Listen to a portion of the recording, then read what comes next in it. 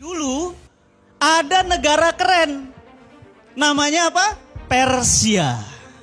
Persia itu wilayahnya mana saja? Dari mulai India, semua India, masuk kemudian Afrika sebagian, masuk kemudian daerah Jazirah Arab sebagian, sampai kemudian perbatasan Romawi. Bayangkan kekuasaannya sekitar 1201 tahun. 12 abad Persia memimpin dunia. Persia, Bu, luas wilayahnya coba lihat itu. 7,4 juta kilometer. 7,4 juta. Maaf, jujur, Indonesia berapa luasnya? Indonesia itu luasnya 2 juta kilometer. Berapa? 2 juta kilometer. Persia berapa? 7,4. Nah, lihat. Ini gerbang kotanya. Jadi kalau orang mau datang ke ibu kotanya di Ctesiphon, ini gerbang ibu kotanya. Itu sudah di atas, sudah runtuh, rompal. Itu manusia kecilnya cuma segitu.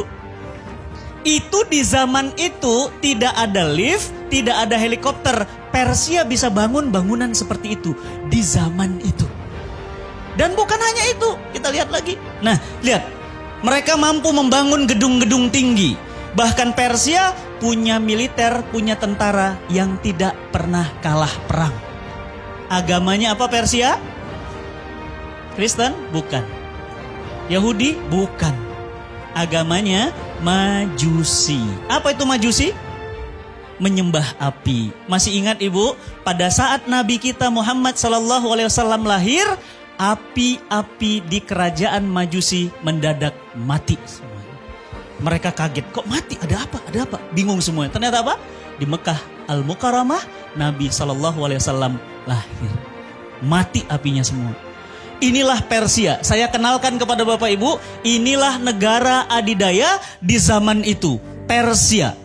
Namanya Persia dan rajanya namanya Kaisar Kisra dari Persia. Teknologinya hebat, bangunannya hebat, militernya hebat, berkuasa 12 abad. Lihat, siapa tandingannya? Nih, tandingannya. Romawi, Belanda, Jerman, Inggris, Prancis, ya, Swiss, itu masuknya Romawi. Romawi tidak sebesar Persia. Persia berapa tadi? 7,4. Romawi cuma 5 juta. Sekitar 2 kali atau 3 kali lipatnya Indonesia.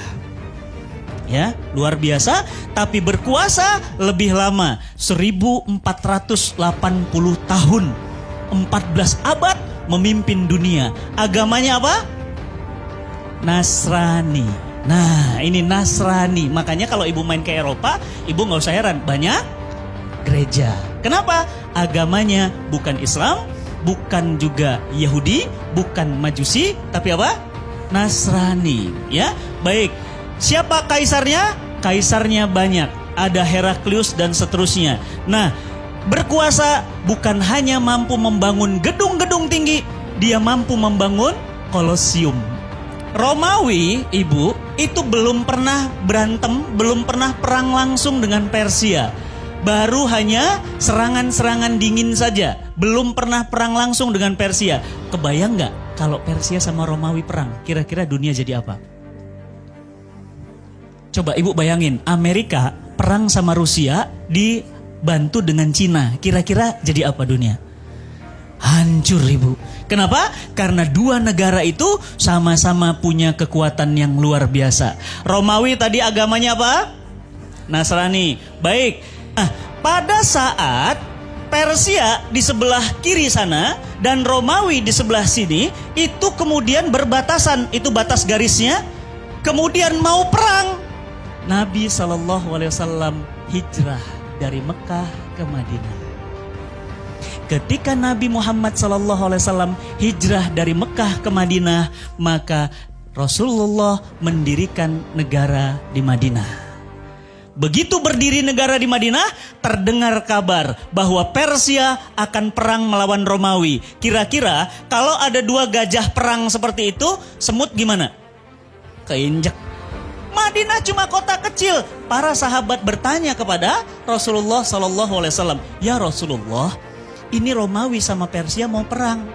Kira-kira yang menang siapa?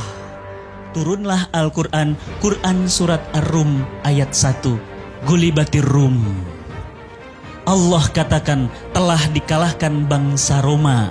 Dan kemudian dalam waktu yang setelah itu sekitar 10 tahun kata Al-Quran, min bid'in sinin, maka nanti Persia akan kemudian dikalahkan oleh Romawi. Berarti pemenang terakhirnya siapa? Romawi. Gulibatir Rum, kata Allah. Nanti Romawi kalah, kemudian 10 tahun kemudian, kurang dari 10 tahun, Persia hancur, dihantam oleh Romawi. Apa yang Al-Quran katakan benar. Ibu tahu banyak orang masuk Islam.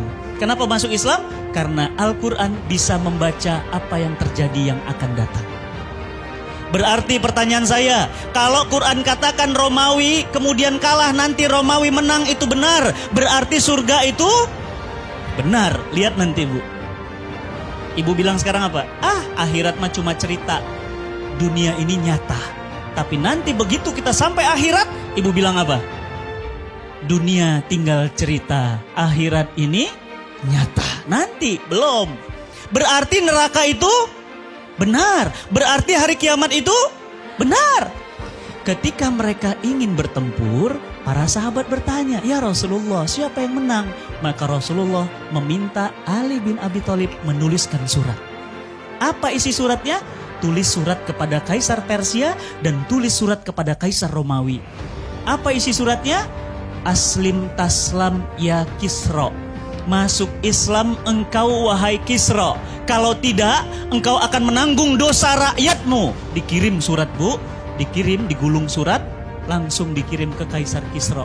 Waktu itu Kisra kalah perang, negaranya hancur, ekonominya bangkrut, kalah oleh Romawi. Coba bayangin Bapak Ibu. Negara yang kalah perang, dikirim surat, suruh masuk Islam. Kira-kira apa reaksinya? Ngamuk atuh. Ngamuknya gimana? Surat Nabi SAW dirobek-robek. Ibu mau ngelihat suratnya? Ada di Istanbul.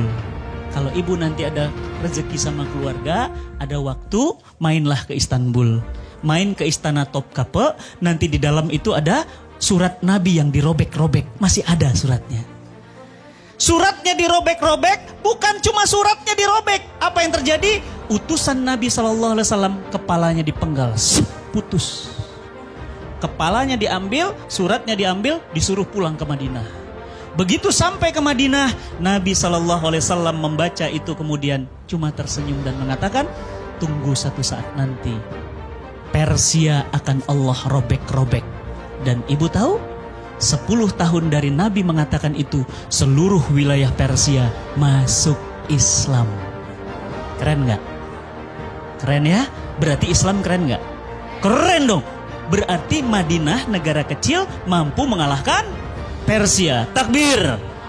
Allahu Akbar. Luar biasa. Dan ibu tahu pimpinan pasukannya? Pimpinan pasukannya seorang anak muda, Sa'ad bin Abi Waqqas.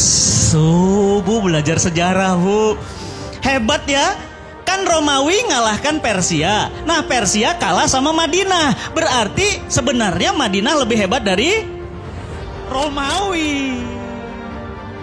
Ya. Yang kedua, surat yang kedua, Nabi SAW kan gak bisa baca dan nulis. Minta kepada para sahabat, tolong cepat buat surat, kirim ke Romawi. Dikirim surat yang sama. Isinya apa? Aslim taslam ya Heraklius. Masuk Islam engkau wahai Heraklius, kalau tidak engkau akan menanggung dosa rakyatmu. Ibu-ibu tahu? Bapak-bapak tahu? Suratnya dirobek? Enggak. Kenapa? Karena Heraklius beragama Nasrani asli. Berarti kitab sucinya Injil.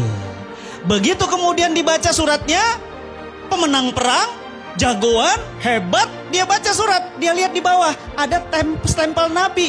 Stempelnya terbuat dari cincin. Tulisannya apa? Ahmad Muhammad. Dia baca, dia bilang apa? Wahai para pendeta, sini kumpul semua. Ada apa Tuanku Kaisar? Coba baca surat ini. Ini ada surat dari Madinah, namanya Ahmad Muhammad.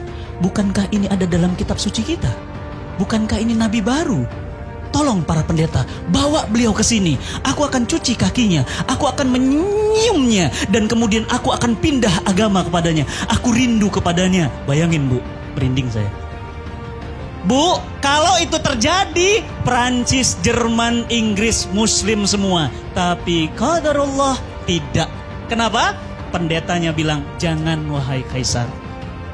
Kita negara hebat, baru menang perang melawan Persia. Masa kita kalah sama Madinah? Apa kata dunia? Paham? Akhirnya apa? Terus kita harus lakukan apa? Tolong kirim pasukan perang, kata para pendetanya. Kita coba uji sehebat apa Madinah itu. Bapak dan Ibu yang dirahmati Allah. Terjadilah perang di perbatasan yang biru itu antara pasukan Islam dengan pasukan Romawi. Bapak Ibu tahu? Pasukan Romawi 450.000 pasukan. Pasukan Islam cuma 24.000. Harusnya siapa yang menang? Romawi dong, menang lawan Persia, pasukannya elit, militernya kuat. Tapi ternyata hancur berkeping-keping pasukan Romawi di tangan kaum muslimin. Siapa pimpinan pasukannya? Khalid bin Walid, Saifullah. Tahu Saifullah? Pedangnya Allah. Kira-kira yang namanya pedangnya Allah mungkin kalah nggak? Malu dong, masa pedang Allah kalah? Ibu, Saifullah, Khalid bin Walid itu mu'alaf. Baru masuk Islam, tapi mampu menaklukkan Romawi. Berarti pertanyaan saya, siapa yang mengalahkan Persia dan Romawi? Madinah. Iya, Allah, semuanya Allah. Berarti siapa yang mengalahkan Persia dan Romawi? Madinah.